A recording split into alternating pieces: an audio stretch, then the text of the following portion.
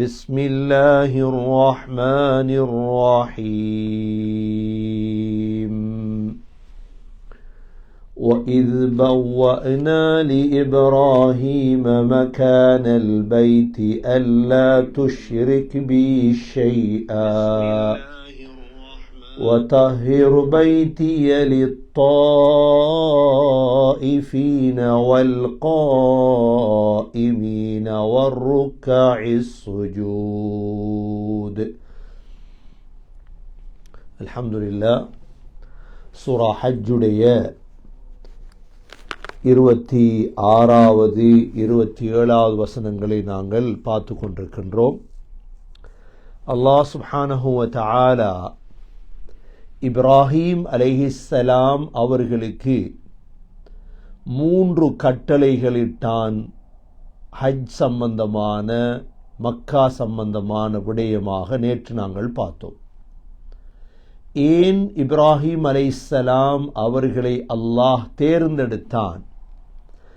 இவர்களிடம் அல்லாஹ் 9 சிஃபாத்துகளை அல்லாஹ் கொடுத்திருந்தார். ஒரு மனிதன் தலைமத்துவத்துக்கோ சமூகத்துடைய பொறுப்புக்கோ தகுதியானவன் என்பதற்கு சிஃபாத்துகள் தான் காரணமாக அமையும். இந்த அடிப்படையில்தான் அல்லாஹோடு இவர்களுக்கு இருந்த 9 வகையான சிஃபத்துகளில் ஒரு சிஃபத்தை நாங்கள் நேற்று பார்த்தோம், இஹ்லாஸ். அவர்கள் ஒரு பொழுதும் அல்லாஹுவை தவிர வேறொரு நோக்கத்துக்காக இந்த காரியத்தையும் அவர்கள் வாழ்க்கையில் செய்தது கிடையாது. இரண்டாவது, அல்லாஹ் சுப்ஹானஹு வ தஆலா அவர்களுக்கு கொடுத்த ஒரு பட்டம் தான் அவ்வாஹ். எப்பொழுதும் அல்லாஹுவின் பக்கமே திரும்பக்கூடியவர்கள். அல்லாஹ் குர்ஆனிலே இன்ன இப்ராஹீம லஅவ்வாஹுன் ஹலீம், நிச்சயமாக இப்ராஹிம் அலைஹிஸ்ஸலாம் பொறுமையுள்ளவர். அவ்வாஹ், அவ்வாஹ் என்றால் அவ்வாபை போன்றுதான். அவ்வாஹ், அவ்வாப் நல்ல பெயர்கள். பிள்ளைகளுக்கு வைக்க வேண்டிய பெயர்களில் சில பெயர்கள் தான் அவ்வாபும் அவ்வாஹ். அவ்வாஹ், AWWAH, அவ்வாஹ். ஹஸரத் இப்ராஹிம் அலைஹிஸ்ஸலாம் அவர்களுடைய இரண்டாவது தன்மை, எப்பொழுதும் அல்லாஹ்வின் பக்கமே திரும்பிக் கொண்டிருப்பார்கள்.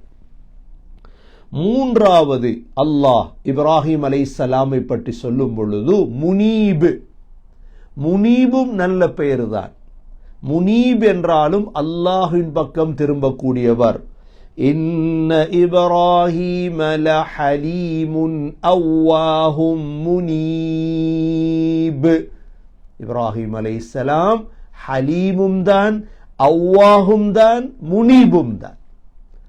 அல்லாஹ் இந்த சிஃபாத்துகளை எல்லாம் இப்ராஹிம் அலைஹிஸ்ஸலாத்துக்கு கொடுத்து விட்டுதான் அவர்களை இந்த ஹஜ்ஜுக்கு அல்லாஹ் பொறுப்புதாரியாக அல்லாஹ் ஆக்கினான். நான்காவது சிஃபத்து தான் இப்ராஹிம் அலைஹிஸ்ஸலாமுடைய கானித், அல்லாஹோடு எப்பொழுதும் நெருங்கியவர்களாகவே இருப்பார்கள். அல்லாஹ் சொல்கிறான், இன்ன இப்ராஹீம கான உம்மதன் கானிதா. இப்ராஹிம் அலைஹிஸ்ஸலாம்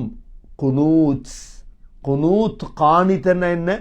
حافظوا على الصلوات والصلاة الوسطى وقوموا لله قانتين. அல்லாஹ் சொல்கிறான், தொழுகையில் பேணுதலாக இருங்கள். 5 நேர தொழுகையில், விசேடமாக அசர் தொழுகையில் அல்லாஹ்வுக்கு குனூத்தோடு நில்லுங்கள். وقوموا لله قانتين. இப்ராஹிம் அலைஹிஸ்ஸலாம் அல்லாஹ்விடத்தில் மன்றாடக்கூடியவர். இது இப்ராஹிம் அலைஹிஸ்ஸலாத்துடைய 4வது சிஃபத். 5வது சிஃபத்தாக அல்லாஹ் இப்ராஹிம் அலைஹிஸ்ஸலாம் அவர்களை ஹனீஃபாக அல்லாஹ் ஆக்கினான். நேர்வழி நடந்தவராக அல்லாஹ் ஆக்கினான். இன்ன இப்ராஹீம கான உம்மதன் கானிதன் லில்லாஹி ஹனீஃபா. அதிலிருந்தான் ஹனீஃபா, அபு ஹனீஃபா என்றெல்லாம் பேர் வந்தது. இது இப்ராஹிம் அலைஹிஸ்ஸலாத்துக்கு இருந்த பேர். இது ஹனீஃப், அவருடைய தன்மை. இது நேர்வழி நடந்தவர். நாங்க இஸ்திஃப்தாஹ்ல ஓதுறோமே, வஜ்ஜஹ்து வஜ்ஹிய லில்லதி ஃபதரஸ் ஸமாவாதி வல் அர்த ஹனீஃபம் முஸ்லிமன். ஹனீஃப், நேர்வழி நடந்தவர்கள். இப்ராஹிம் அலைஹிஸ்ஸலாத்துடைய 5வது சிஃபத். 6வது சிஃபத், இப்ராஹிம் அலைஹிஸ்ஸலாத்துடைய 6வது சிஃபத் ஷாக்கிரா. இப்ராஹிம் அலைஹிஸ்ஸலாம் நன்றியுடையவர்களாக இருந்தது. இதெல்லாம் அல்லாஹோட 9 சிஃபத்துகள். ஷாக்கிரா, நன்றியுடையவர்களாக இருந்தார்கள். அல்லாஹ் சூரத்துன் நஹ்ல்ல சொல்றான், ஷாக்கிரன் லிஅன்உமிஹி ஜிதபாஹ். அவரை நாம் தேர்ந்தெடுத்த அந்த அருட்கொடைக்காக இப்ராஹிம் அலைஹிஸ்ஸலாம் எப்பொழுதும் நன்றியுடையவர்களாகவே காணப்பட்டார்கள். 6வது சிஃபத். 7வது சிஃபத் இப்ராஹிம் அலைஹிஸ்ஸலாத்துடைய சித்தீகா, உண்மையுடையவர்களாக இருந்தார்கள். எப்பொழுது வாழ்க்கையில் அவர்கள் 3 பொய்யை தவிர வேற எந்த பொய்யும் சொன்னது கிடையாது. وَاذْكُرْ فِي الْكِتَابِ إِبْرَاهِيمَ إِنَّهُ كَانَ صِدِّيقًا نَبِيًّا. அல்லாஹ் சொல்றான், இப்ராஹிம் அலைஹிஸ்ஸலாத்தை ஞாபகப்படுத்துங்கள், அவர் சித்தீகன் நபியாவாக இருந்தார், உண்மையான நபியாக இருந்தார். அவர் சித்தீக்காக இருந்தார். இப்ராஹிம் அலைஹிஸ்ஸலாம் வாழ்க்கையில் பொய் பேசியது கிடையாது. அவங்க பேசின பொய் 3 பொய் தான். ஒன்று, வாப்பா சிலை வணங்குவதற்கு அழைத்த பொழுது சொன்னாங்க, இன்னி சகீம், நான் நோயாளியாக இருக்கிறேன். 2வது, சிலைகளை உடைத்துவிட்டு பெரிய சிலையுடைய தலையிலே கழுத்திலே கோடாரியை தொங்க வைத்த பொழுது, மன் ஃபஅலஹு ஹாதா, யார் செய்தது என்று கேட்ட பொழுது, பல் ஃபஅலஹு கபீருஹும், பெரியவர கழுத்தில் தானே கோடாரி இருக்குது, அவர் தானே செய்திருக்கும். இந்த 2 பொய்யும் அல்லாஹுடைய விடயத்தில் சொன்னார்கள். 3வது பொய், அவர்கள் செல்லும் பொழுது அரசன் அழகான பெண்களை மிஸ்ரிலே கைது செய்த பொழுது தனது மனைவி சாராவை பார்த்து சொன்னார்கள், என்னுடைய சகோதரி என்று சொல். இந்த 3 பொய்யை தவிர அவர்கள் வாழ்க்கையில் பொய் சொன்னது கிடையாது. சித்தீக்காக இருந்தார்கள் இப்ராஹிம் அலைஹிஸ்ஸலாம். இது 7வது சிஃபத். 8வது அவர்களுடைய தன்மைதான் வஃபி. அல்லாஹ் குர்ஆனிலே وَإِبْرَاهِيمَ الَّذِي وَفَّى, இப்ராஹிம் அலைஹிஸ்ஸலாம் அனைத்தையும் நிறைவேற்றிய வஃபியாக இருந்தார்கள். அல்லாஹ்வுடைய அனைத்து கட்டளைகளையும் அல்லாஹ்வுடைய அனைத்து அஹ்காமாத்துகளையும் சட்டங்களையும் நிறைவேற்றிய வஃபியாக இருந்தார்கள். 8வது. 9வது அல்லாஹ் சொல்லக்கூடிய சிஃபத், இன்ன இப்ராஹீம கான உம்மஹ், ஒரு உம்மத்தாக இருந்தார்கள். சகோதர சகோதரிகளே, இந்த சிஃபத்துகளை நாம் எங்களிடம் உருவாக்கி கொள்ள வேண்டும். ஹஜ் செய்யக்கூடியவர்கள், ஹஜ் செய்தவர்கள், இந்த 9ம் நல்ல சிஃபத், நல்ல தன்மைகள், அல்லாஹ்வை நெருங்கிய தன்மைகள். நோம்பின் மூலமாகவும் இந்த 9 சிஃபத். முதலாவது என்ன? இஹ்லாஸ். முதலாவது இஹ்லாஸ் எங்கள்கிட்ட உருவாக்கி கொள்ளும். 2வது எங்களிடத்துல உருவாக்க வேண்டிய சிஃபத்தான் அல்லாஹ். 3வது எங்கள்கிட்ட உருவாக்க வேண்டிய சிஃபத்து தான் முனீப். 4வது எங்களிடம் உருவாக்க வேண்டிய சிஃபத்து தான் கானித். 5வது எங்களிடம் உருவாக்க வேண்டிய சிஃபத்து தான் ஹனீஃப். 6வது எங்களிடம் உருவாக்க வேண்டிய சிஃபத் ஷாக்கிர், நன்றி.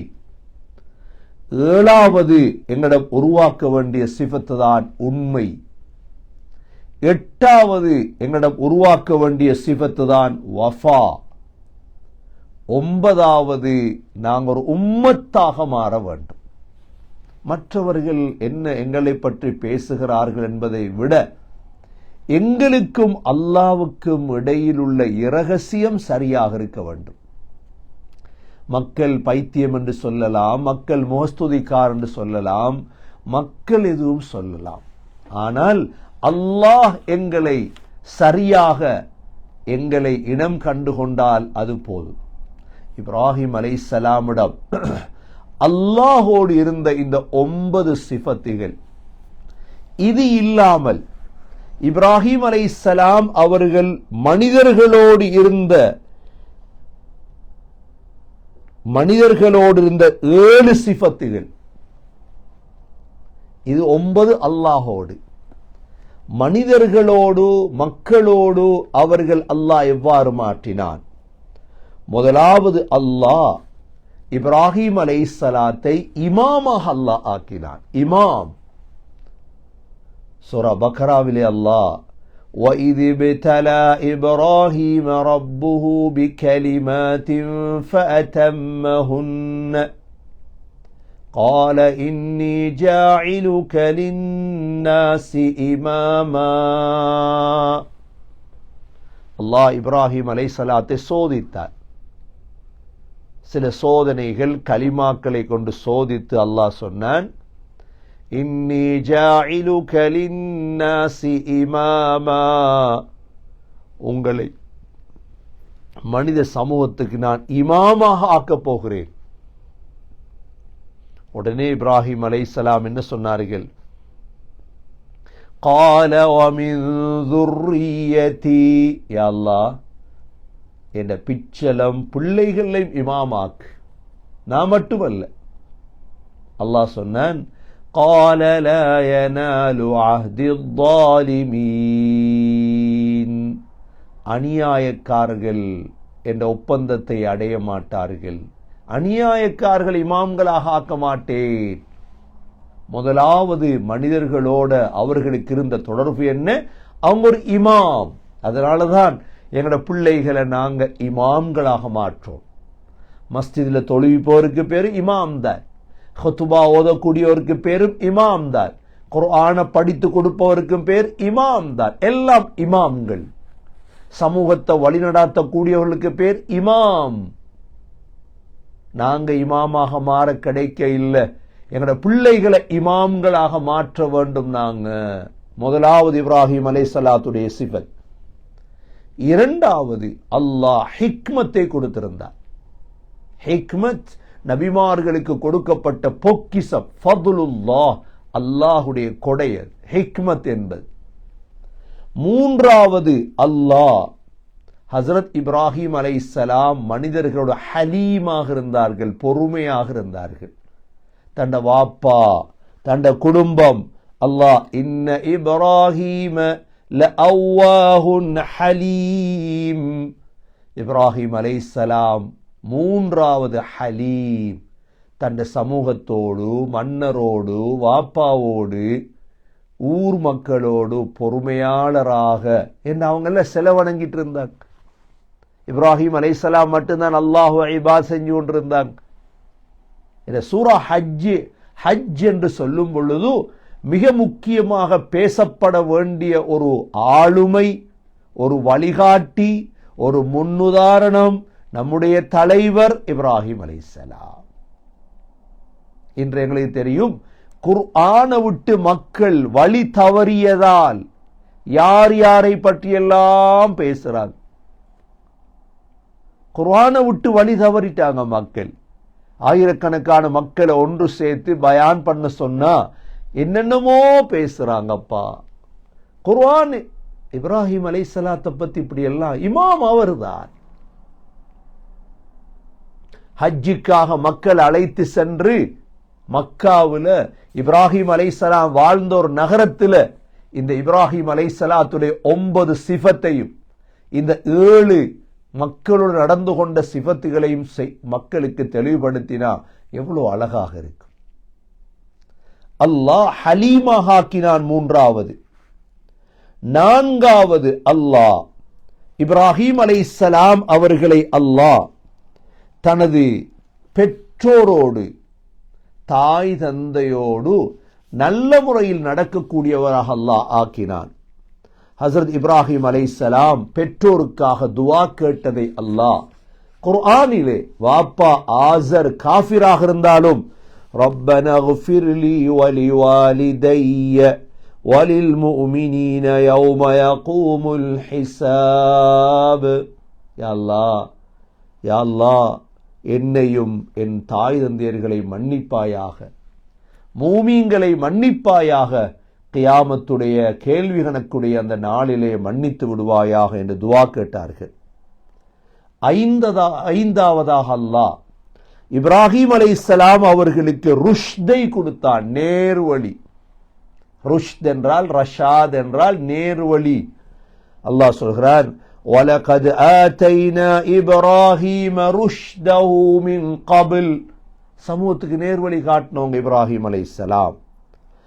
ஆறாவது இப்ராஹிம் அலைஹிஸ்ஸலாம் கரம், நல்ல கொடை வள்ளல். அதனாலதான் இப்ராஹிம் அலைஹிஸ்ஸலாத்துடைய புனை பேர் என்ன? அபு தைஃபான், விருந்தாளிகளின் தந்தை. விருந்து கொடுப்பாங்க இப்ராஹிம் அலைஹிஸ்ஸலாம். அடுத்ததாக அல்லாஹ் சாஹிபுல் கல்பு சலீம், இது ஜாஅ ரப்பஹு பிகல்பின் சலீம். இப்ராஹிம் அலைஹிஸ்ஸலாம் அல்லாஹ்விடத்தில் சாந்தமான உள்ளத்தோடு வந்தார்கள் என்று அல்லாஹ், கல்புன் சலீமோடு வந்தார் என்று அல்லாஹ் கூறுகின்றார். இது மனிதர்களோடு சமூகத்தோடு 6 சிஃபத்துகள். முதலாவது அல்லாஹ் கொடுத்த சிஃபத்து தான் அவர்களிடம் இமாமத், இரண்டாவது ஹிக்மத், மூன்றாவது பிர்ருல் வாலிதை, மூன்றாவது ஹலீம், நான்காவது பிர்ருல் வாலிதைன், ஐந்தாவது ருஷ்த், ஆறாவது கரம், ஏழாவது கல்புன் சலீம். எல்லாம் வல்ல அல்லாஹ் சுப்ஹானஹு வ தஆலா இந்த 9 6 அல்லாஹோடு இந்த 9 சிஃபத்துகளும் மனிதர்களோடு இந்த 6 நல்ல சிஃபத்துகளை கொண்டும் அல்லாஹ் எங்களையும் அழகுபடுத்துவானாக. இப்ராஹிம் அலைஹிஸ்ஸலாத்துடைய மில்லத்தை பின்பற்றி இப்ராஹிம் அலைஹிஸ்ஸலாத்தோடு ஒன்றாக சொர்க்கத்தில் இருக்கும் பாக்கியத்தை நசீபாக்குவாயாக. இந்த